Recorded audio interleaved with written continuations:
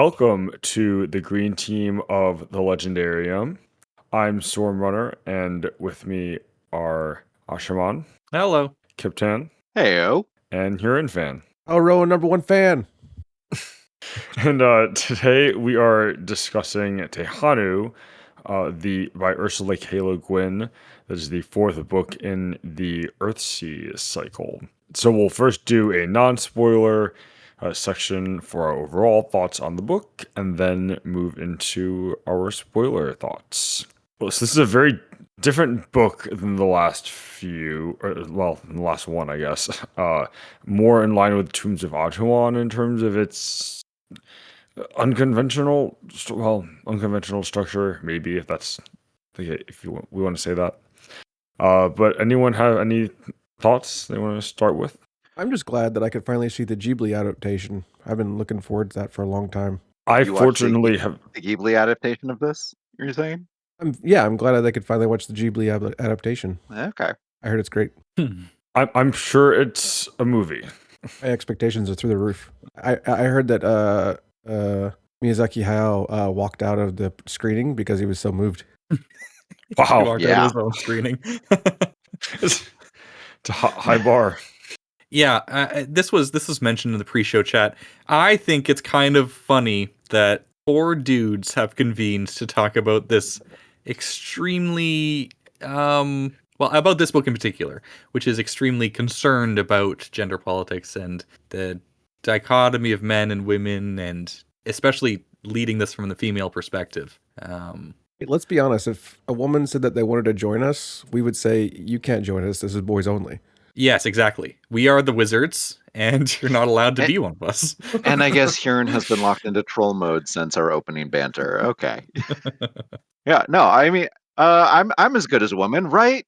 I insist I am. Therefore, it's true. And I refuse to listen to any other woman who might want to come onto this podcast, just like the Lords of Realby, who refuse to listen to women. Okay, Kip, do you wash your own dishes? Have you ever washed a dish? Be honest now. I'm sorry, that's a job for machines. That's true. Yeah, this is not a man versus woman thing anymore. It's like, please just buy yourself a dishwasher, people. Speaking as someone who doesn't have a dishwasher. Mine's too small. You can get one. Maybe I could. Technically, they're not allowed in my building. Not fun. Not even the little countertop ones that go next to your sink? Yeah, so that's one like you can move if anyone ever comes in. And yes. We consider that. Much like a bunny rabbit that can be moved in case a landlord comes in. A bunny rabbit. That sounds definitely not like personal experience. No, it wasn't a landlord who was that it was being hidden from. It was a dorm parent. I think this book is good and interesting, and I don't quite like it as an Earthsea book. That's my strong hot take. That is quite the hot take. Yeah. Storm? I like this book as an Earthsea prologue to a larger book that I wish existed. Well, we can get into it later about what book you wish existed afterwards. I liked this book. I think it's well written.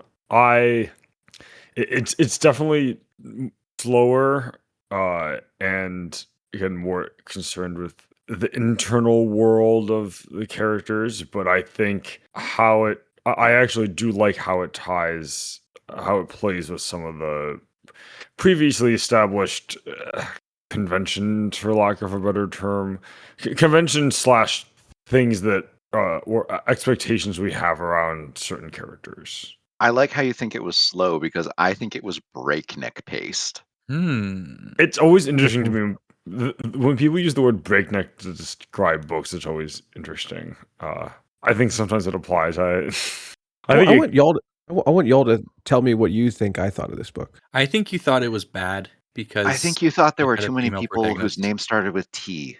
I think Kip's probably more on. I think you're putting your thoughts into my mouth, Kyptan. There were not enough people whose name started with K, and I'm personally offended. This I had I don't want to say high expectations because I didn't think there was any way that this book could surpass Tombs of Atuan. I really, really, really like that book. But it successfully did. I think this is the best Earthsea book, and I can totally understand why it's so highly regarded.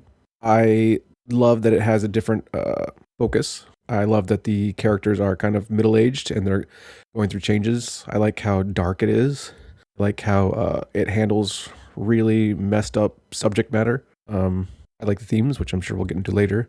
Yeah, I adored this book. Yeah, I'd be fascinated to see if this was because this is probably shelved with in the the children's section, but It 100% was in my middle school library. Like that's fascinating because this is not a kid's book. I think it's fine, actually. Okay, I should walk that back a bit. It's maybe reading it as an adult. I'm putting an adult's perspective onto the book, but I think this is much more mature than the first three, which is fair. And I think it might get lumped in as children's literature, considering it is a sequel to the previous three, which are, I think, pretty comfortably in children's literature. It does have some subject matter that I would probably restrict to teenagers and up. But I don't know. There's a lot of arguments for it. I think a lot of teenagers would just find it boring, though. Yeah, I think I wouldn't call Earthsea children's literature. I would call it like young adults. I would call it like coming of age stuff. Yeah. And I think this is appropriate. Like if you read like The Wizard of Earthsea when you're 12, Tombs of Aton when you're 13, Farthest Shore when you're 14, and then this is when you're 15, I think it's totally fine. I agree. But I also think that the other three books could also appeal to even younger kids. Like I'd read the other Earthsea books to my child. I would read Tombs of Aton to an 8-year-old. Elementary school. I would, yeah. I would read it to precocious children. Yeah. Yes. I wouldn't expect them to like really be enthralled with it though, because let's face it, the books themselves, like there's not a lot of like on-screen action that happens in most of them. There's more on-screen action in Wizard of Earthsea and Farthest Shore. This one certainly has the least of that, but yeah, I think going to Kieran's comment about is it the best one? I would say that this and the Farthest Shore are versions of are in some ways versions of the first two that I like more. In terms because they're I don't know maybe I'm kind of looking at them as sequels to each other because of who the main characters are. But I kind of like them as slightly more mature and nuanced explorations of similar. Actually, I guess because this isn't exploring the same things as Tombs of Aton, but just kind of slightly better versions of those books. And whether you like this or Shores of Farthest Shore more is going to be pretty much entirely dependent on just which themes and do you want a journey versus kind of this more internally focused narrative. You said that earlier, but I'd say all of the Earthsea books are pretty internal. I mean, the first book is literally dead. This one is not action first. Yeah, I guess. Right? There's very little that, and there's the stakes are very small comparatively. Are they? That compared to Farthest Shore, absolutely. Right? I disagree entirely. So I don't think it's even contest. I don't know. I think the future of all of Earthsea rests on the stakes of this novel. I think that there is a lot that's set up by this novel, but as far as Farthest Shore goes, I don't think the stakes really get higher. Life is being leached from the entire world. Yeah, it's that Farthest Shore is a mythological, or it's justice is being leached from the entire world. In this one? Yeah. I think in this one it's an examination of the status quo and why perhaps that needs to change. If the status quo persists for another 50 years, there are certainly bad things that will happen, but it's not like the whole world ends. Okay, we're going to have to talk about this in spoilers. Okay. Yes, yeah. I'm very interested to hear what you have to say about that, Kyptan, because I'm definitely on. That's part of what I liked it, because the scope was so much smaller and it focused more on individuals and what's important in their life, how you become a hero even when you are, quote, small. Or not explicitly not allowed to become a hero as per societal norms. I'll say this book made me a lot more emotional than the other ones did, and that's partially because it focused on something that is kind of a weak spot for me, which is child cruelty. A lot of that.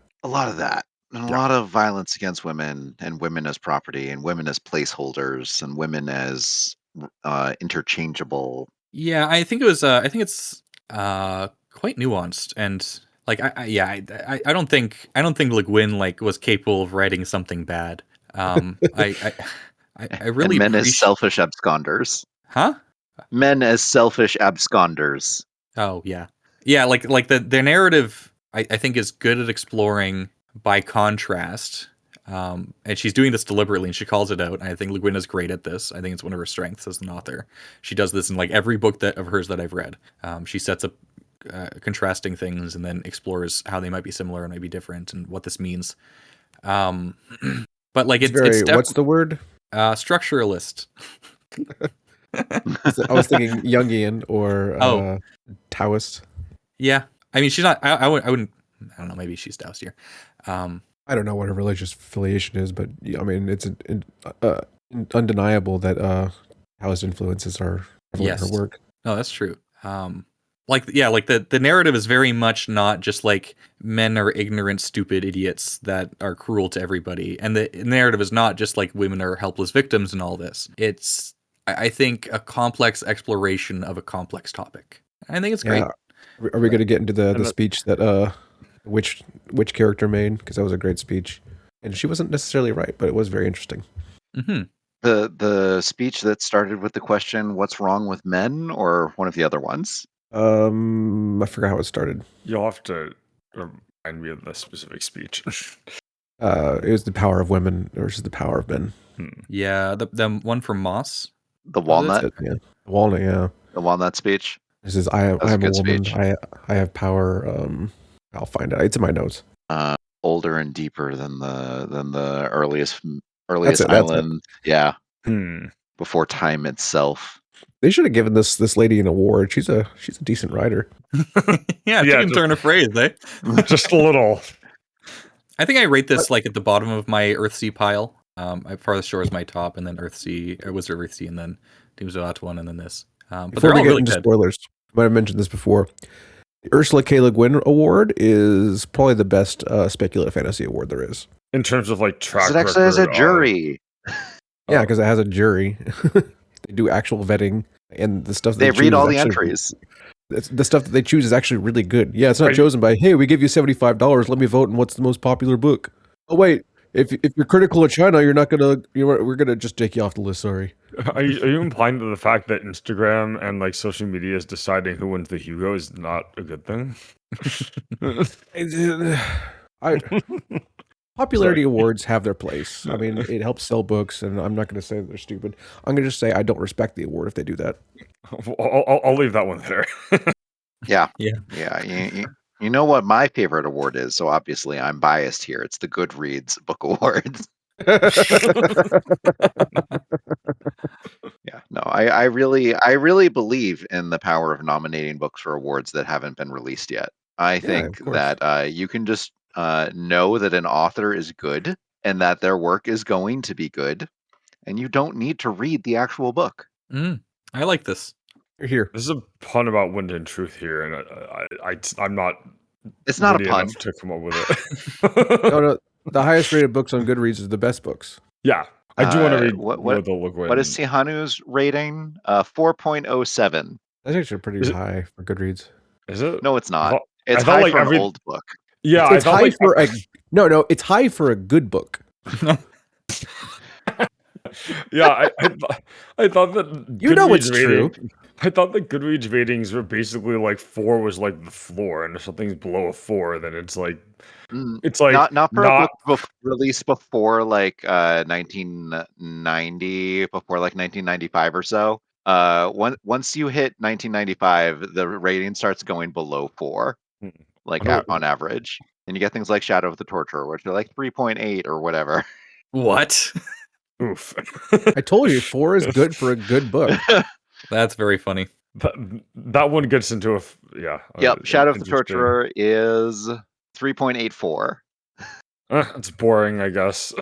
On the topic It's of booking probably and the sun, this does go kind on. of feel like the Earth of the New Sun of the Earthsea quartet, or at least the first 4 books for me. A Wizard of I need Earthsea is you to 4.01. justify this. So I haven't read stylistically, Earth. okay. What- So obviously, the first 3 books of Earthsea were published as a trilogy. Yeah. The Book of the New Sun was published as 4 books. Both Right. authors thought that they were done with the series when they left it off, and returned sometime after to produce kind of like a coda to the whole thing. I think, in much the same way as Earth of the New Sun provides kind of like a different lens through which to view Book of the New Sun, Tehanu provides a different lens to view our main characters in this series, like most importantly Ged and Tanar. Same. And stylistically, like both of them are pretty different from the books that came before them as well. The authors have clearly reflected on the books that they wrote and are kind of in a way responding to not just the discourse around the book, but how they as an author might have felt back then. They're kind of in dialogue with themselves. That Okay. makes sense. And the Guin had explicitly says in like the one of the many intros in these, in at least the omnibus, that that's like this was like she wasn't at a place to, or like didn't feel like she could write this book at, like when she was initially writing the trilogy. Yeah, her afterwards so were that- good. Yeah. I'm gonna. I think that's actually really well put, and I agree. Mostly, a couple things though. Earth was written very shortly after Book of the New Sun. I doubt there was very much time to get like actual public feedback on that. And unlike Le Guin with this book, I think that Wolf had everything in his mind already for Earth of the New Sun. Just decided not to put it on page. That's interesting. I do want to read Earth at some point, but that would be after a very slow reread of. I think Earth Book of of the the New New Sun is Sun. a good book that you should skip. Interesting. Go right into Long Sun. Well, so I don't necessarily feel this way about Tehanu, but I think that Book of the New Sun is essentially like a perfect series. I think the first 3 books of Earthsea are essentially perfect. Are you kidding me? You're going to cut out the one with a spaceship. There are Hey, spaceships in Book of the New Sun. There's spaceships in The Book of first- the New. Yeah, the The first. first 20% of Shadow of the Torturer takes place in a spaceship, man. Yeah. Tehanu. Is I- a spaceship still a spaceship if it stays on the ground? Sorry, space A station. spaceship is a ship that flies through space, is it? Or it's not a spaceship until it flies through space. Or Is a spaceship Or still if a it's no spaceship longer- if the universe moves around it? Oh. A physicist would have to say yes, of course. Okay, okay. Motion is relative. Yeah. So Tehanu doesn't make the first 3 books of Earthsea worse for me. It's just Tehanu is not what I consider like an essentially perfect book. Like I consider Wizard of Earthsea, Farthest Shore, and I guess a little bit of lesser extent Tombs of Atuan. Although that one's still like A+. Yeah, because the Guin doesn't. Again, speaking of floors, her floor is so high that it like even a. Her floor is like anyone else's like dream to achieve. You know? Yeah. I there's no point while reading this book that I didn't look at a paragraph and say, "Oh wow, that was beautiful." Mhm. Yeah, there's a lot of that. Yeah, like even the parts that are kind of like slower-ish, like it's still like, oh, this is an interesting turn of phrase, or this is like, or like a lot, like that was a really good quote, or this is an interesting observation about like society or people. Yeah. Like, oh wow, I just got all tingly. Thank you. There were a few points where I had to be like, "Okay, what is this pronoun referring to?" And this one that comes right after it, I'm not sure, but I'm pretty sure I'm supposed to not be sure because this is really philosophical here. Yeah, Le Guin, I think, is like better than almost any other writer at just making you kind of stop and think. yes. Any other Yeah, spoilers. any other non-spoiler thoughts? All right. Okay, I'll do a brief. Oh, I got one. I think I'd have to look at the dates of publication, but I think that Terry P was inspired by the witches in this book Seriously. to write his own. I would witches. love. Huh. I was getting major Discworld vibes from these witches. And the wizards. Interesting. Eh. Yeah. Well, I'd say I Terry care about P's them much wizards are less. a lot less competent than Well- the Well, wizards. I like how the witches view the wizards, I think, is certainly how, like a big influence for how Terry Pratchett wrote the There wizard were Discworld. at maximum 3 competent wizards in this book. Yeah, Yeah, because there's only like 3. there's not that many wizards though. Yeah, there's only like 3 wizards. No, there's like at least like 9 wizards. There's 9 wizards in this In book. this book? I think they're like Yeah. 4. Are you talking including ones that are just like mentioned as someone like relays a Yes. story and they don't actually have any like Oh, agency on the okay. page? I'm not talking about the ones that like stayed off and their like actions are being relayed. No, but I am counting wizards who are just like cited Mm. and not actually Okay. portrayed as meaningful characters. That's fair. But all of those were by definition incompetent. Yeah, they didn't. That's very judgmental of you. Are you counting Ged? Yes, I am. Oh, not a wizard. boo. Yeah. Let's get into spoilers. Well, yeah, because we can start. We can start there because I have a Okay. So we'll spoilers in 3, 2, 1. You are so slow. Well, I want to give people time in case they like. Like I don't How know. Maybe, dare you? Maybe there is someone that's like that hasn't read the book that like wants to. Just like buffering. Yeah. So sometimes the button to pause your podcast is far away. Mhm. True. Yeah, that often happens to or like it's Sometimes not, you're so- driving and you make an emergency stop to pause your podcast. Okay. Here's our summary. Book 4 of one of the most underrated fantasy series ever written opens up with a burned child being brought to a woman named Goha on the island of Gaunt. Goha adopts the child and names her Theru. Ogion, someone will correct me on that, the original Merlin, Obi-Wan, or Gandalf figure for the series, asks for Goha to visit him on his deathbed. During said visit, Ogion reveals that Goha is Tehanu, the protagonist from the tombs of Atuan. During his final days, Ogion asks Tehanu to teach Theru, thus setting up Earthsea's second main protagonist to have a mentor arc of her own, in a very different way. Soon after, an unconscious and dying Ged arrives on the back of the dragon Calisan. Consumed by guilt and sadness of the loss of his magic from sealing the rift between the worlds of the dead and the living in the farthest shore, Ged is ashamed to face the messengers from the king, and really anyone.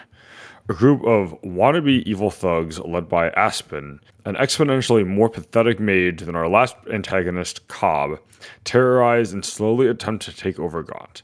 After fending off a home invasion from Handy and a few of Aspen's goons, Ged and Tehanu trauma bond their way into a romantic relationship. Aspen makes another play at Ged and Tehanu, this time by leaving a false message that Tehnar's son is dying. The plan works, and Ged and Tehanu become trapped under Aspen's spell. As Ged and Tehanu are being forced to walk off a cliff to their deaths, Theru reveals herself as a half-human, half-dragon and calls upon Calisan, who arrives in time to barbecue Aspen and his goons. So Theru maybe refuses the call to adventure with Calisan and chooses to live a quiet life with Ged and Tehanu, who finally have their happy ending, well, at least for now. I wouldn't say refuse. I'd say defers. She deferred Okay. acceptance. That's It's like okay, 8 that's years old, man. Yeah, that's okay. That's a fair. That's I a got 2 better things. way to put it. Yeah.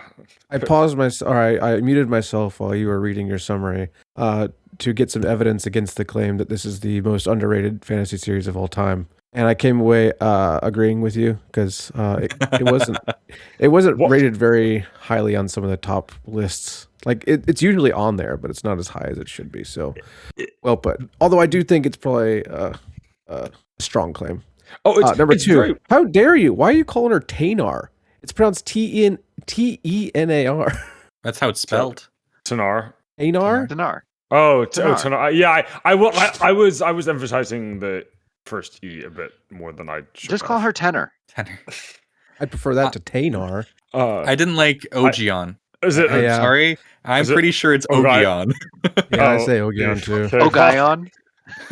Ogion, I like that. Is it Calisan or Kalessin. I say I Kalessin. think Kalessin. Kalessin. Okay. Yeah, I say Kalessin. So You let's got see. all of them Did I wrong. get any of these Congratulations. right? Probably not. Teru? Is Did you Goha say correct? It's pronounced Geed. How do you say Theru the is village where Ogion was a mage? Gaunt? No, the village, Right. not the mountain. I don't think I had that. I don't remember the name of the down. village. Yeah, I didn't remember the name Ray of the village. Albi? Oh wait! Oh, yeah. Wait! Hold on, I do have that. Wait, yeah, Ray Albi. Okay, Ray. Good, good. People are saying Ray. Because As initially I was opposed like, to Rialbi. oh, Ray Albi? I say Ralby. Sorry, I had to give you a hard time. no, There's no pronunciation guide in the back. It's definitely not It's Tanar though. yeah, it's warranted, and I kind of whiffed on almost all of those. I think So- one Push part about back a this little book, harder. Now I feel guilty. No, wait, no. We can. Was it you? Whoever made the comment about Ged being a wizard? We can push back. I don't know if that was you or not, but we can. That push was back me. on Yeah, that was yeah. me. Well, all right. Well, wait. absolutely So, not a wizard. uh, yes, like famously, as in it's the whole point of his arc. But with the underrated series, what were you gonna? Did you have a series you were gonna try to make a claim for as like more underrated? More underrated than Earthsea? Yeah. The Song of the Lioness by Tamora Pierce. I'll let him go with that. Wow. Underrated series. Wars the of Light Evo and show. Shadow, of course. What did you say? What? Yeah. I'd actually go with that over this. Wait, which one? The War of Light and Shadow. Oh, Danny Wirtz. not having read it yet, but that sounds like a fair claim. It's definitely not as good as like Earthsea or like a lot of the other like super huge series. It's just not known by most people, and thus I think is underrated. No. Wrong. Okay, it's not as good as Earthsea, but almost nothing is. Two, it's still better than most other fantasy series. I agree. Yeah, most other I like most of the greats. I'm saying like I wouldn't say it's as good. I'd as put it up there Malazan. with the greats. Yeah, let's talk about Earthsea. Yeah. So there's one part of this book that I think didn't age well, and it's that the wizards maybe lose their wizard powers when they have sex. Oh, No, That was one of my favorite parts. they don't lose their wizard powers when they have sex. It's just not having sex gives them their wizard powers. Gives them a large portion of their wizard powers because it's a cheat. I interpret that as they just think that it saves their wizard powers. We don't know. Yeah, like that's maybe I don't know. Like don't- Anti-Moss seems to think so. We don't know, but I think Roke has incorporated it into the curriculum. Just don't have sex, kids. I'm surprised it works though, right? Look, when famously influenced by like the Catholic Church, of course. Like this whole series. I kind of didn't like that piece of world building. I didn't think it really added much. Oh, I Kinda disagree. weird. Because it turned Ged into a horny teenager, and we needed that in this book. Did we? Yes, I thought that was Wizard of Earthsea. I thought we already got that. Yeah. not the sex. It's metaphorical, man. It's not metaphorical. Do you remember And that time when he got trapped in like the lair of the evil sorceress who used her womanly wiles to kind of ensorcel him? Yep. That's Do you so remember we when he got that, tried to raise so the dead to impress a woman? yeah. That kind of starts the whole kind of maybe potential end of the world in that book. And all of that was set up so that we could get a sex scene between him and Tanar. Several of them. There was some On the good fun- carpet. On the good card. Yeah. I'm not kidding. I loved those scenes. I love the value of tapestry. I'm so mid on Ged and Tanar starting a relationship. Yeah, I'm with you on that. Boo, boo, boo. I didn't really I think it's how Ged's Sure. going to get his wizard powers back. that interesting. He just has so much sex now that it overflows. Right. And She where restores him. The restorative power Well, of good sex. I believe in that power. You gotta fill his walnut up. She's got roots. She's got giving. Yeah, the book, a book where in which the whole point is finding your identity after sacrificing a large part of it is solved by filling it up with something else, I guess. Finding a better Yeah. man. Fine, yeah. Yeah, he is a good man, and it's a romance between two middle-aged people. That's beautiful, especially one who's a widower, and people two ugly people. Are they ugly? Are they ugly? Ged's ugly. He's got a big scar on his face. Oh, Scars are hot, man. And Sure, she has such pale skin. Yeah. yeah, of course, yeah. oh. By the way, my comment was mostly about Ged, but I guess it also like fits for Tanar. Okay, if you want a But- real romance between two actually ugly people, read The Everlasting. Okay. But yeah, on the comment of the two middle-aged people, again, I really like something this series has been doing, well, particularly with the last book and this book, that our protagonists are allowed to grow beyond the age of like 22 and like deal with problems of people that are older than 22. And like that is so even just from a kind of just things the characters deal with on a day-to-day basis and the types of emotional conflicts they have, like that I really appreciate, especially in like an epic fantasy series that's like now it certainly at the time was not concerned about that. I also can't forget about a little girl who has to deal with the problems that little girls should not have to deal with. Yeah. I loved all of the reminders of physical infirmity of our characters. Mm-hmm. I loved the reminders of the constant sense of obligation and watchfulness that Tanar feels towards her children, towards her property, towards the animals that she keeps. Towards the men in her life. This is a woman who has obligations and cannot be far from them, and everything that she does is restricted by those movements. Yes, and she's and some of them she's like choosing, like a lot of it is she's choosing to like that to some degree. Yeah. So Sorry, go ahead. I'll talk about some things that I really liked about this book, and Wait, so first, I can later. I have to say it since you brought it up. Spark. Yeah. Now you can continue. Yeah, So yeah, failure of a man.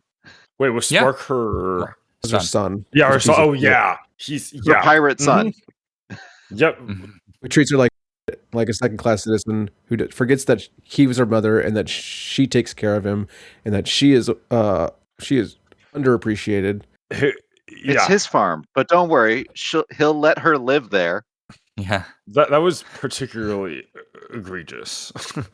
Like that part really made me worry about my son. I don't think like- you have to worry about him growing up to run off and be a pirate, but who knows? I meant worried growing up to be a misogynist. Uh, Well, I think Le Guin does a really good job here because like it's not like he's like an active misogynist who like wakes up every day and is like, I hate women. It's It's just worse all- because like no, So he just we wakes have up every day Aspen, and expects right? food to be ready for him. Aspen's an yes. evil piece of shit, right? Everybody Yes. agrees on that. It's obvious he wears it on his sleeve. But what's more realistic is Spark. All right, yeah. Like he's the kind of thing that you actually have to deal with sometimes, and it's so much worse because it's more prevalent or more relatable. I think that there's like genuinely been a lot of social change since Le Guin wrote this book. Like I think that when she wrote it, probably most men who were She husbands wrote and it fathers. she published this in 1990, remember? Sure. was I mean, the I think things was are not changing, 90. right? Like when like in the 80s, 70s and 80s, I think that it would absolutely have been the case that like a lot of men just have never washed a dish, right? Yep. And didn't help out with kids at all, stuff like that. I think it's very much more so the case that like a husband and a father will help out with children and will help out with house chores, even if it might not be what it should, like the level it should be. But Maybe I where think you this is live. genuinely a case where there is like vast improvements.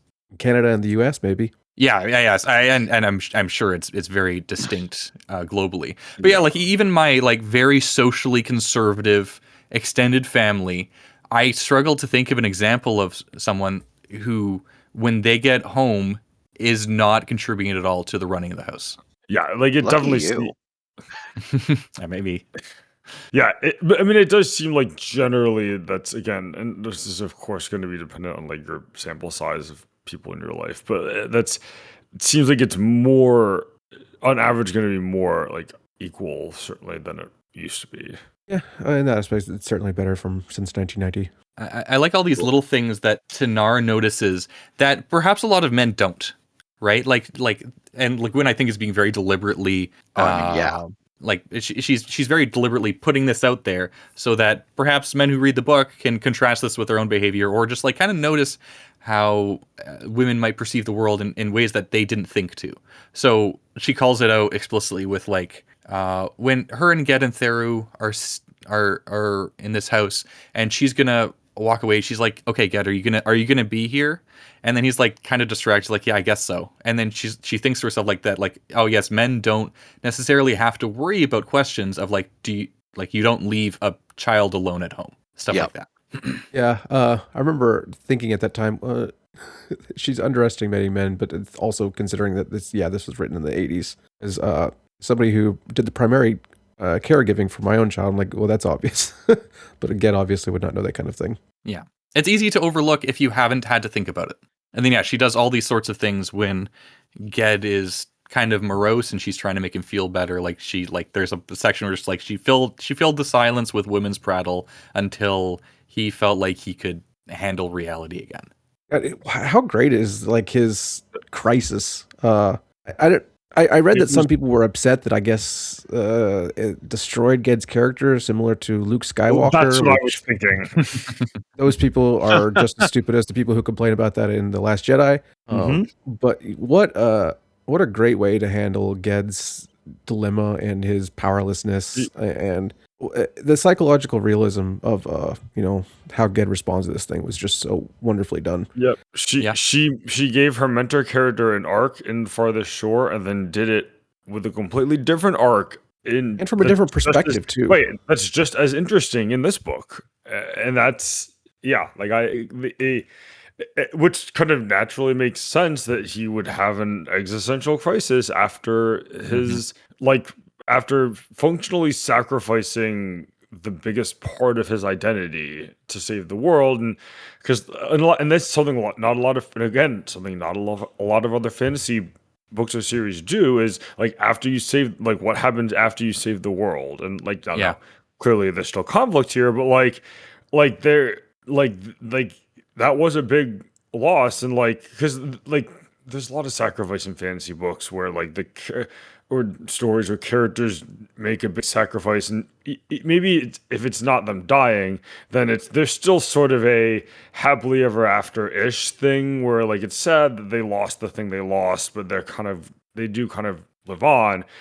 Well, here Ged does live on after sacrificing his magic, but it's like clearly affects him deeply and kind of just like destroys his sense of self, and now he's got to spend the whole book rebuilding that. That's why this kind of sacrifice is more interesting than just death sacrifice, because they get to deal with it afterwards. Mm-hmm. Not as easy either. Also, don't forget, Ged got to the realization that I've been a virgin my whole life for nothing. I could have been having sex all this time. I disagree that was a realization that he came to, but okay. Who knows? We got the perspective from Tehanu. I read that into it. You know, it's crazy that like Ged is a virgin, because like you remember in Tombs of Ottawan when they unite the male and the female half of the Ring of Erebak thing. That's sex. I'm sorry, that counts. Slot goes in the hole. Yeah. Jewelry is basically the same thing. Ged the Archmage died out there, and Ged the Goatherd is who has remained. And yeah, like I agree that it's so much more interesting than just like if he had died.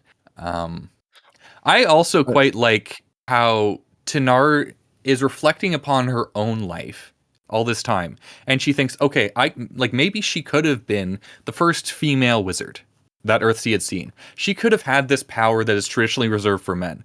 And what she chose with clear eyes is a different path. She wanted to be a wife and a mother, and like a lot of characters are, I think, kind of judging her for this, especially the men in her life. But I think at the end she's happy with the decisions she's made. I don't see her regretting this, even though she does spend time thinking about like what might have been.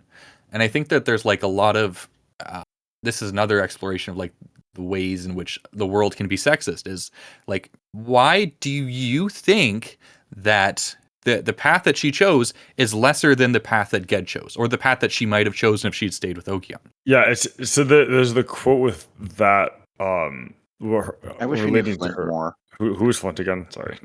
Her first husband. Oh yeah. Sorry, he's mentioned briefly. On the note of like her reflecting, there's a quote I have where she says, "It seems to me that we make up most of the differences like between men and women, and then complain about them." And that was that was kind of a that was an interesting remark, and she's being kind of, it's a little glib, but like it's in the context of like, is the path she took, like why does the society view the path she took as lesser? Like that's, at least that was an interesting remark, kind of speaking to that, I thought.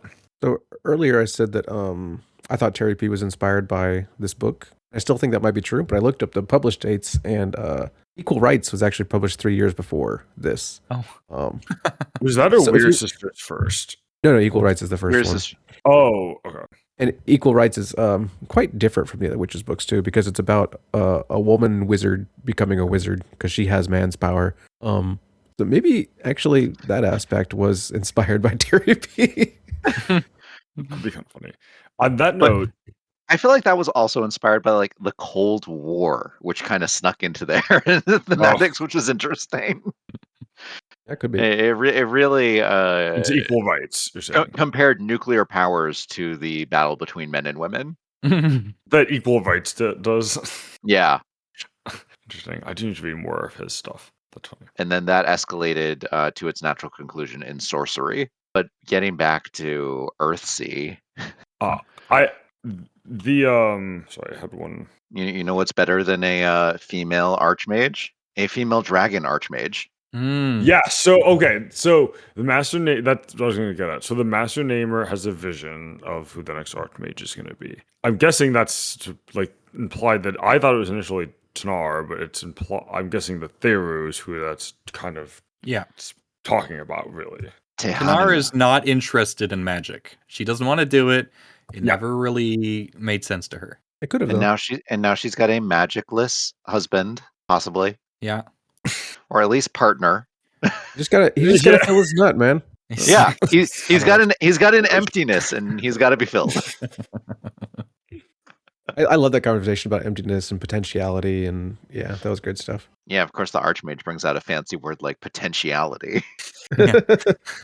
Yeah, in contrast to like Auntie Moss's like very confused ramblings. Yeah, Andy Moss's very confused ramblings. Anthony though. Moss was probably my runaway favorite character for this book. Auntie Moss is great. It's just Yeah, I like could as Le Guin points out, like she's never had anyone who actually listened to her, and so she didn't learn to order her thoughts. She just kind of rambles.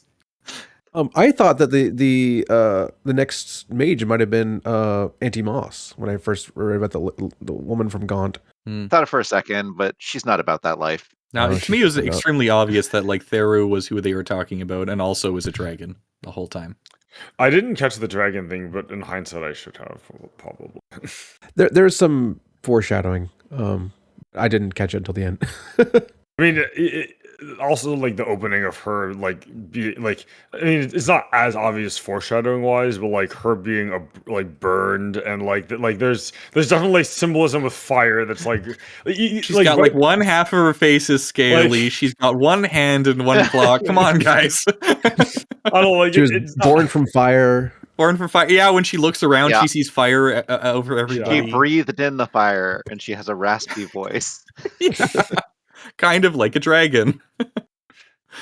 Oh God, what a terribly sad story. Like I knew Mhm. in chapter 1 that I was gonna love this book. And then we get the capstone at the end where we see her mother and just the continued abuse that she'd been through that entire time. Yeah. God, that was terrible. And we only Oh. get that after she's dead. Mm-hmm. You It's just could, like, okay, how many other abused women are off screen in this world? How many bandits are there? And honestly, a Yes lot to of all. villagers as Yeah, well. yes to both of those questions. A lot. I'm afraid a lot of people are going to read this and think that it's just unrealistically evil, but I, I came away with That's the opposite. hilarious. yeah, I had the opposite take of this is there's a lot it's not a wizard that's in Aspen's position in a lot of places, but there's a lot of like choose your level of social organization, friend group, city, town, country, and you'll find plenty of Aspens, and plenty of handies and bandit in that Yep. sense. Like I said, Aspen didn't surprise me. It's more like the handy. You beat and rape a little girl and leave her in a fire to die. Mm-hmm. Do the same to her pregnant mother. She got hurt. She fell in. I did not is a weird word to use, but the when Handy and his goons are going to attack their house, that Ged is basically terrified. And at least how he does. I mean, he does end up taking action, but uh, it was interesting to note that he was pretty scared of the bandits, per his, and that they didn't just that she kind of stuck with the no, he this isn't. He's not just going to wake up and all of a sudden start saving the day again. He's not capable of solving these problems alone. Yeah, he has If at all. lost his power. Yeah. But he's still able to act on the world. And I appreciate how Le Guin gave him that part where he was able to save them. I would have liked this book probably a lot less if Ged was just kind of like a helpless guy throughout. Was the ending satisfying for y'all? Yeah. No. Why not? But what I wanted was just more. You wanted Theru being educated in the ways of dragon archmagery. I mean, absolutely. But that can be next book. Yes, yeah, there's one. Well, But what I really wanted was a bit longer description of her time in the manor. I wanted that to take longer in the book. Oh, you wanted more Tanar suffering the misogyny. I did. Yeah. I wanted more on-screen misogyny. I wanted a bit more text. I wanted a bit more dialogue. I thought it was about perfect, that part. I didn't need more. I love that part, and then immediately moving to Rue's POV, which is. But you know what I really could have used? Part of the book. I could have used more walking to up to Rayalby. I did not need more walking.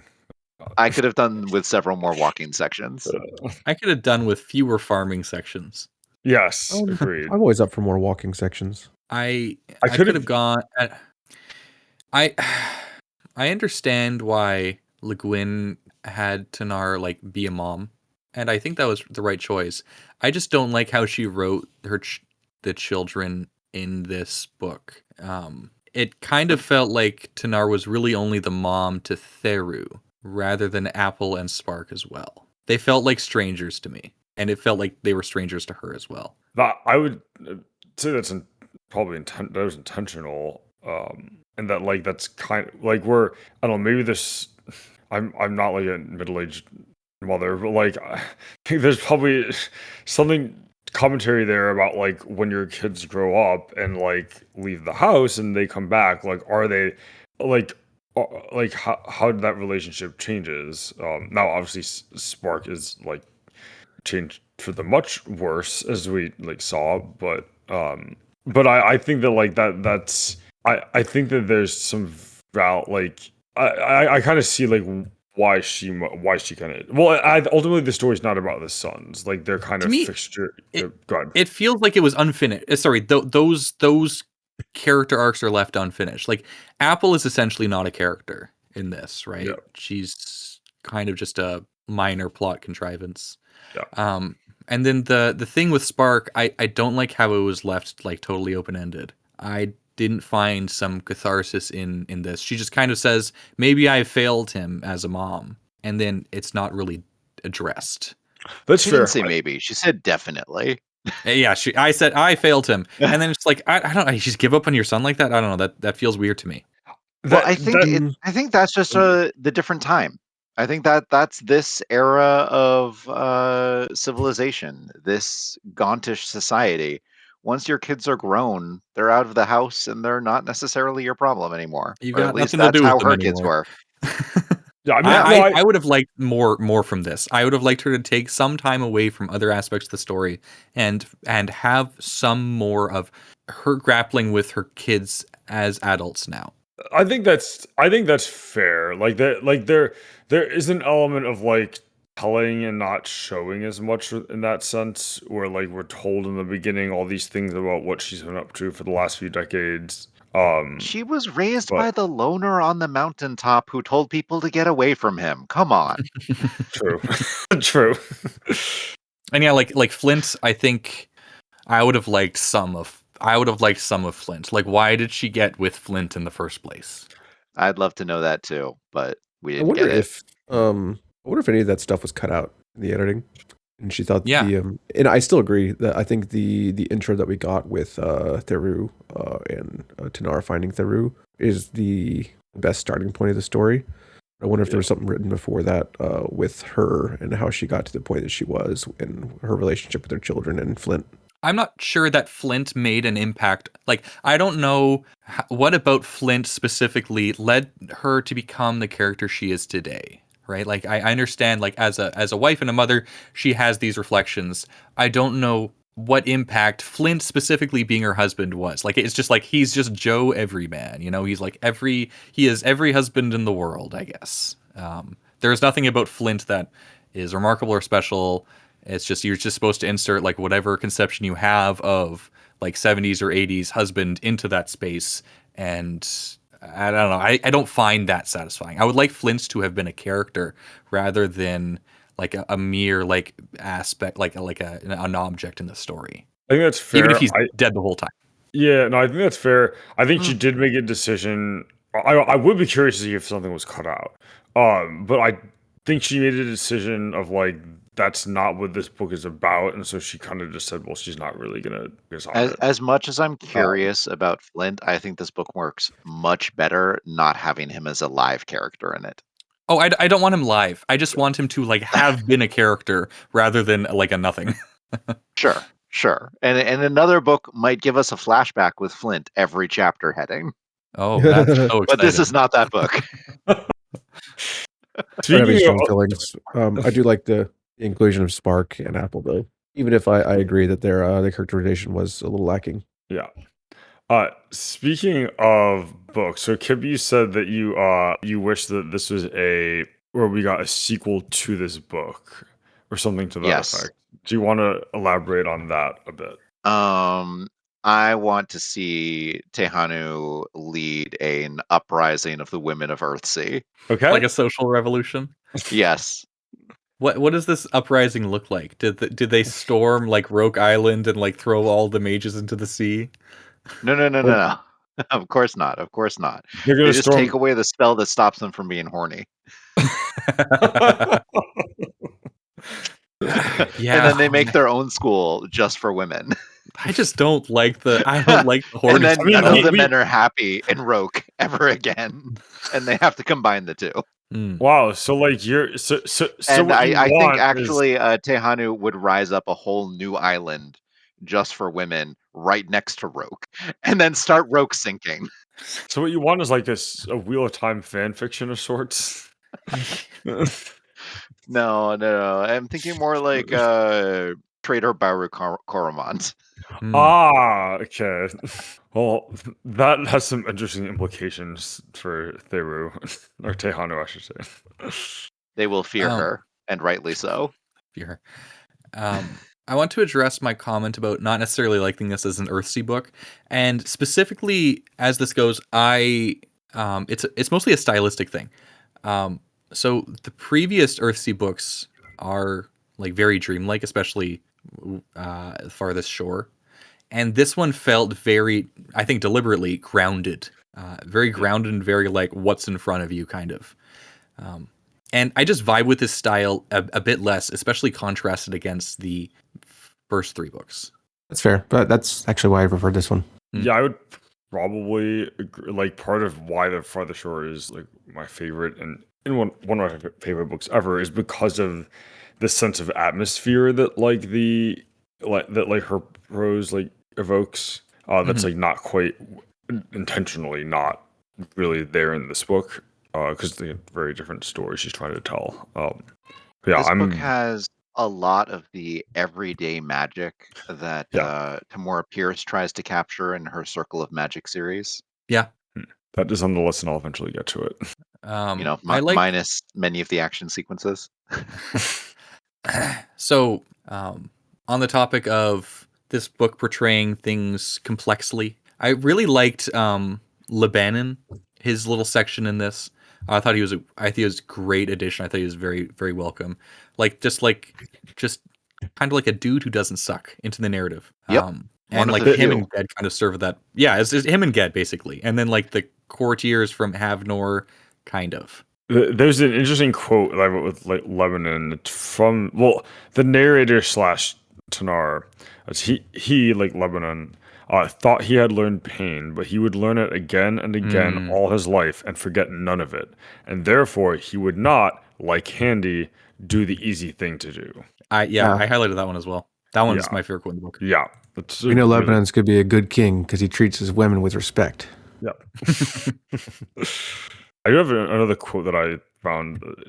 It's not really profound. I just thought it sounded really cool. The frost had bound the world, locked it. Mm. There's just something about the phrase like locked it at the end of that. That was like very kind of evocative for me. I didn't Chicken prepare any China quotes, phrase. but yeah, there's several parts where I had like, wow, this is just a really good paragraph.